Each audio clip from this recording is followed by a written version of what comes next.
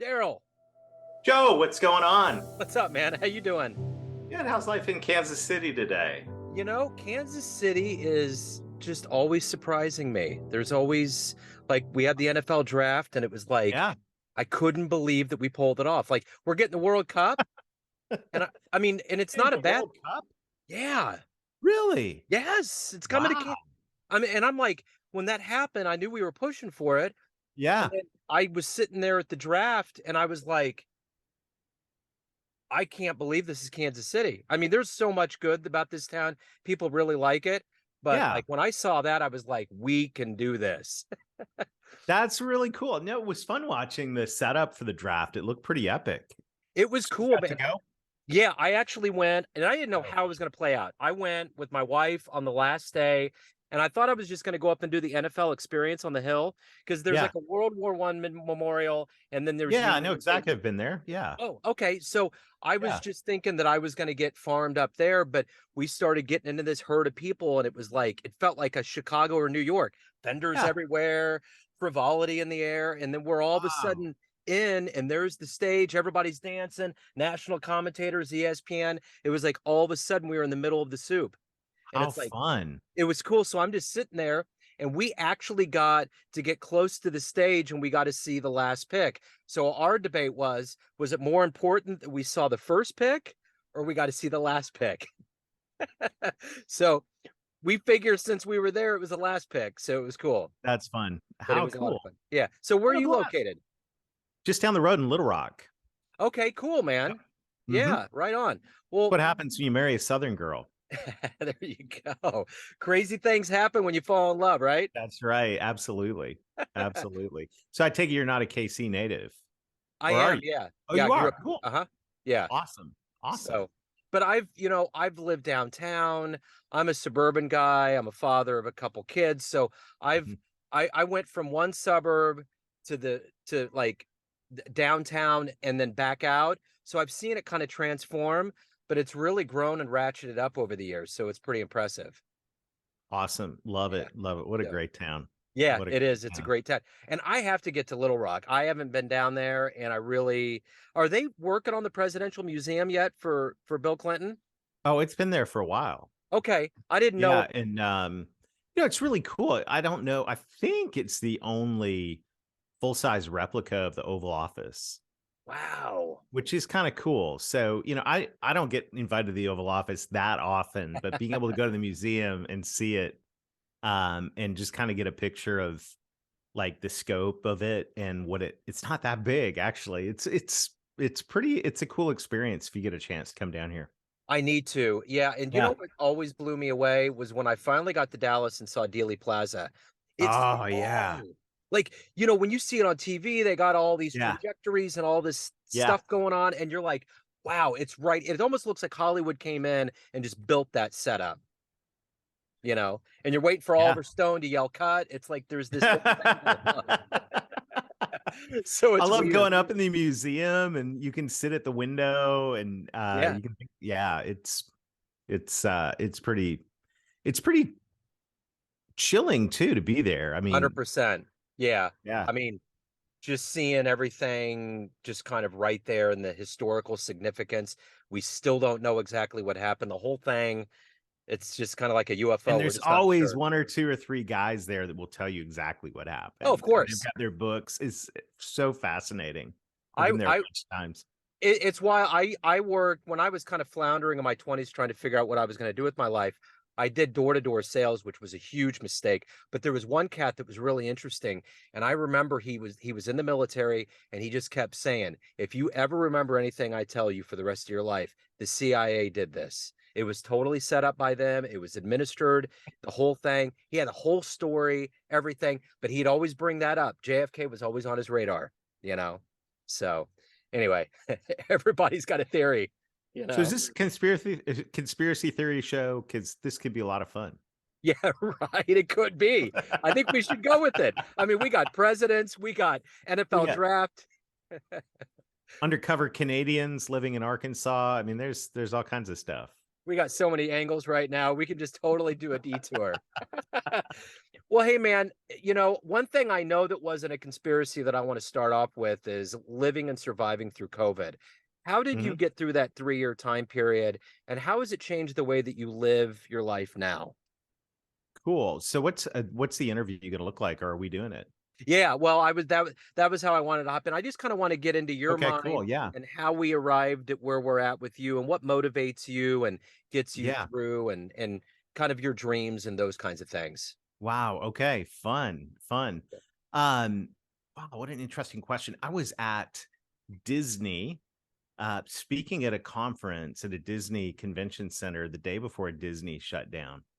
Wow. And I remember what a surreal experience that was. So, that earlier that week, I'd landed at the Orlando airport and I was on the phone with my colleagues, and one of them had just flown back from London and was sick. And I think it tested positive for COVID in Seattle. I don't know if you remember all of that Yep, rolling out. And yep. I just remember being at the airport. It was the week of spring break. And so there's people everywhere, kids. And I'm on the phone, I'm listening to this, and I'm like, I got to get out of here. Like there were people everywhere. And so I headed to 2 or 3 days of meetings at, the convention center over there on the Disney resort area, spoke at a couple meetings. And I remember last morning I was there, was the first time, and we'd been talking about it the evening before. It was the first time someone walked up to me and gave me a hug. And I was like, so in that very next day, we all got out of there, Disney shut down, and I remember standing in my backyard next to the pool that following week, wondering what in the world, am I going to do? Partner in several businesses, and just the whole, that feeling of like, we're gonna shut everything down. It was like, "What? Wow. And what's this gonna mean?" And all of that, and so I know it was for all of us a very surreal moment, but I remember those moments in the Orlando airport, at that Disney hotel.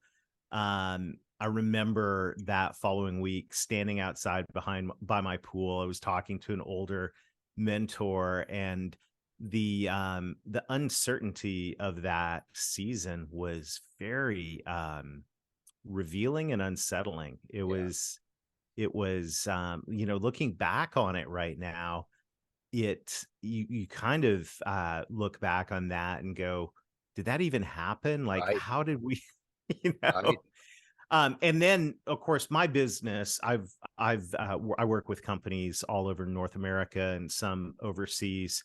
I'm a partner in a sales training company, and I'm also work with companies as a growth strategy advisor. And so most of the work that I've done has been over Zoom meetings. I Yeah. mean, this is not. I've had a home office since 1997. So for me, the whole aura of working from home was not new at all. Yeah.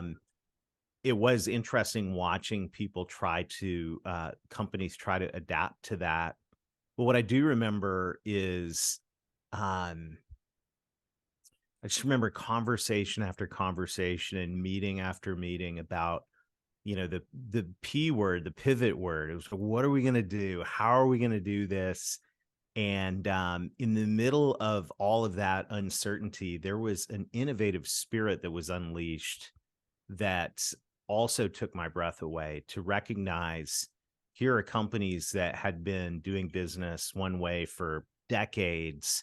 And they were able, not everyone, but most businesses were able in this time span of a month to be able to totally pivot and change the way they do things. And to me, there weren't a whole lot of bright sides to the pandemic and the shutdown, but that was, to me, something as an innovator, something that was really, really cool. And I firmly believe that innovation is not just in product and service. It certainly is in innovating product, but it's also in innovating the way we do things, how we go about even thinking about things and revisioning them. And so it was really encouraging to see the way that so many companies said, okay, we're going to innovate, we're going to figure this out. Nonprofits, churches, all kinds of people said, okay, this is where we are right now.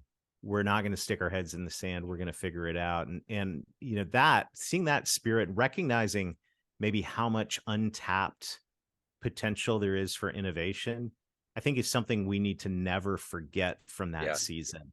Yeah. Especially, you know, today, now it's back to business as usual for Yeah. most organizations in most places in the world. I think we need to remember how strong the innovative spirit is, and that's something that can be tapped into. True. So let's when you were a kid, what did you want to be when you grew up? What was your dream? Oh my, that was a long time ago. So I just clocked over 50,000 miles, or for my fellow Canadian friends, well, that would be about 72,000 kilometers, Easy. something like that. Yeah. Um, yeah, I knew. So I wanted to be. There was a part of me is I don't know how young you want to go on this, but I was fascinated with Alex P. Keaton, and I really I liked his attitude, I liked his aura, and so to me, being a business guy was something that was going to be a lot of fun. Yeah. I didn't grow up. My dad was a contractor. I grew up in the construction business and swinging a hammer and doing drywall mud and all of that. I knew I didn't want to do that, Yeah. and so I watched Alex P. Keaton, and man, he had this briefcase and was pretty witty, and I'd seen some other people that, "Hey, you know, I want to be like that when I grow up." So Yeah. yeah, funny thing, like 4 decades later, you know, here I am. So Yeah. and I've thought about getting the briefcase again. It's been a long time. Yeah, Do they it even would make be. those anymore? Yeah, they do. My dad actually got me one Oh, we in did. college. Yeah. Oh, And I had one in college. yeah, yeah, yeah. It was, and Amazon has everything. It's out there. Yeah, I It's may have to go look. I may yeah, have to go look. But that yeah, was, yeah, I think that, you know, when I was younger, I'm sure I went through everything that a young kid wants to be. yeah. Uh Fireman and cowboy and uh Luke Skywalker, whatever, you know, we all went through that. Yep. But when I was really got to the point where I figured out what I wanted to do with my career, I think, you know, even though I didn't know what it was to be a business person or an entrepreneur, that was something that looked really interesting to me. So I'm really glad I was able to pursue that. So in the realm of business, Mhm. if you could meet anybody and spend a little time with them, pick their brain, who would it be? I have so many favorite authors. And so I would say I would love to spend time with Clay Christensen. Clay Christensen is was just incredible, and his work lives on in the books that he's written in terms of the concept of innovation. So many things that I believe that are fundamental to my theory of business, especially along the lines of marketing and sales, have to do with his viewpoints and work. So Clay Christensen, you know, would be someone that would be incredible to be able to get to spend some time with. So, what is the ultimate motivator for you every day? You wake up, you have an agenda, you live through your day. What is it that sends you through that day?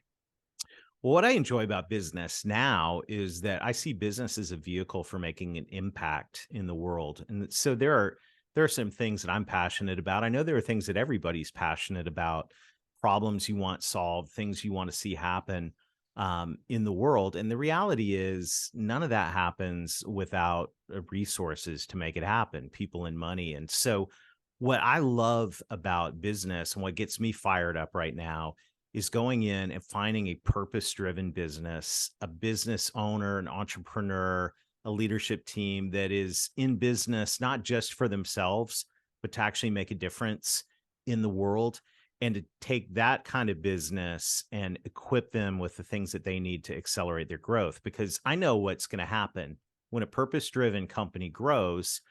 at least two good things, really good things are going to happen. Number one, they're going to create more jobs and they're going to be meaningful work. And there are so many people. You look at the employment engagement statistics. You can Google this, but I think right now about 30 to 35% of people are actually engaged at work. The rest are just phoning it in. And to me, that's a really sad existence. So I love purpose driven companies because they create corporate cultures that are doing it's a meaningful place to go to work. Even if they're just making widgets, the corporate culture itself, the people are good. So I love helping purpose driven companies grow because they're creating meaningful work.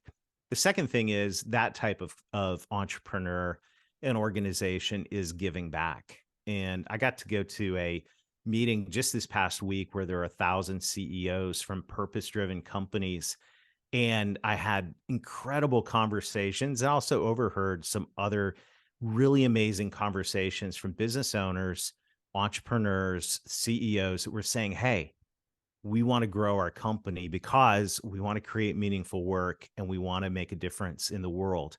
And to me, that's the power of business. Business Mhm. has an engine to be able to create resources. At the revenue growth engine, my big, hairy, audacious goal, my BHAG, is to help 10,000 purpose driven businesses double their revenue so we can create 1 million great new jobs and 10 billion in net new giving. And, that math problem is a fun one for me because I look and go, if you've got a purpose driven company, I want you to grow. I want you to thrive. I want you to flourish because underneath you, in your wake, if you will, is going to be a lot of human flourishing and a lot of good stuff. And the Yeah. opposite is true in a lot of corporate America that, there's horrible jobs sucking the life out of people and companies that are just in it for themselves. I don't think it has to be that way. So I'm a champion for helping the purpose-driven entrepreneur grow. So in the beauty of American capitalism is that there's these success stories. I mean, we look at Jeff Yeah. Bezos in the beginning. We look at all these people and how they started out and how they've turned into these empires. What has been the most impressive American success story that you've seen? Wow. Um, I mean, I'm an Apple fan. I know Yeah. that's such a stock answer, but No. I've got actually, if you look behind me right there it is, my first Apple product, the Mac Oh, yeah. LC3. Yeah, Um, yeah. and I was talking about that about 6 months ago and pulled it out to plug it in to see if it still worked. And sadly, it made a lot of really bad noises. And I was like, I don't think I should. I think this one's dead. But it's a good museum piece, and it's a reminder of what I like about the company, and of course, the leadership of Steve Jobs. When you look at Steve Jobs, he pushed people to innovate, and he was not satisfied with okay. And I just met a company that I'm actually looking forward to going out and meeting their CEO face to face. It's a company called Live Full. Be very, very similar type of mentality to the early days of Apple. Live Full, when I was talking to the CEO, this is a great example of an impact company. They said, look, here's the world we live in.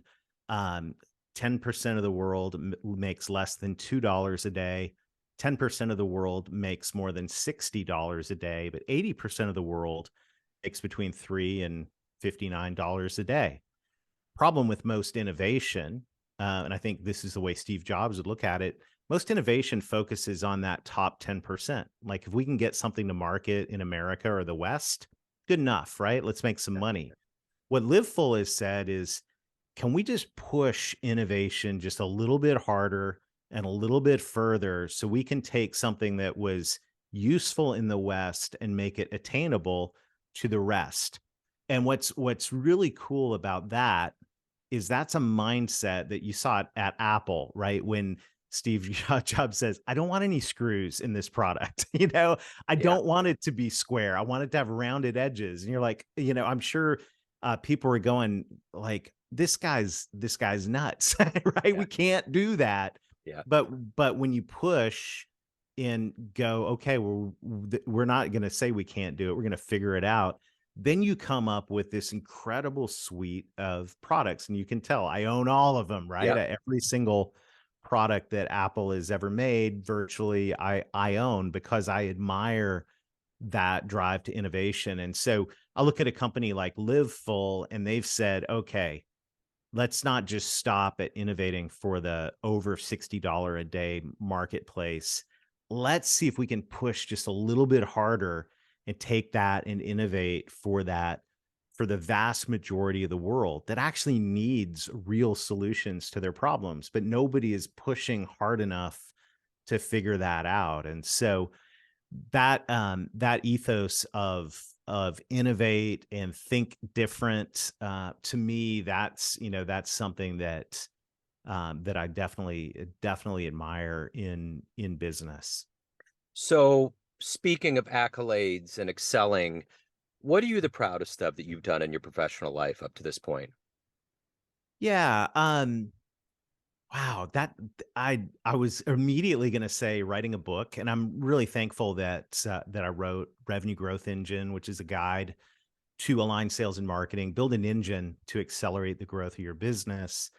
I'm really proud of that. Probably what I'm most excited about is a nonprofit that I helped co-found about 20 years ago along this line of innovation. It's called the Kingdom Missions Fund, and we noticed there were a lot of really cool people doing cool things out there when it came to solving the world's problems. And so we said, you know what? If we could take money, resources, and focus them on things that are smart, sustainable, and or scalable, things that, are outside the box that other people could use, and that maybe could become self-supporting, so these organizations weren't always having to go back and tap donors when they needed resources. We started that 20 years ago. It's been a weekend warrior project, with some really neat people, and to look back and recognize that over 20 years it's crazy to say, we've been able to help over 200 organizations kickstart innovation on every continent on the planet, except for Antarctica. Still working on that one. But I think there's another, and so I'm so proud of it. It's not been my full-time job. It's been a hobby and passion project, along with some other very generous people, generous with their time and generous with their resources, to be able to say, hey, let's go find people out there who are trying to do something different, who have a good idea, and let's put some resource behind it and see what happens. And so I think of the things that I'm most proud to be associated with, it would be the Kingdom Missions Fund. That's wonderful. So let's get to the essence of you. Everyone has a perception of you. We have all these people, family, friends, Mhm. clients, colleagues, but you ultimately run the show. What's your perception of you? Who do you think you are? Wow, let's see. I mean, at my core, I personally, this is my personal belief. I believe I'm created in the image of God, and that I'm a beloved son of the Father. And so that is behind what I think that, I'm somebody that I like looking at situations and going, there's got to be a better way to do this. There's got to be a better way. So at my essence, uh, beyond all of that, I think and beyond the wonderful relationships that I enjoy with my wife and my kids and my grandkids, and my friends. I mean, that really is the ball game in life. You could probably stop there and be good. But what I really enjoy doing is looking at a situation and going, there's got to be a better way to do this. And so for me, life is always, I'm always looking at things, businesses, how things are done, ideas, clever things.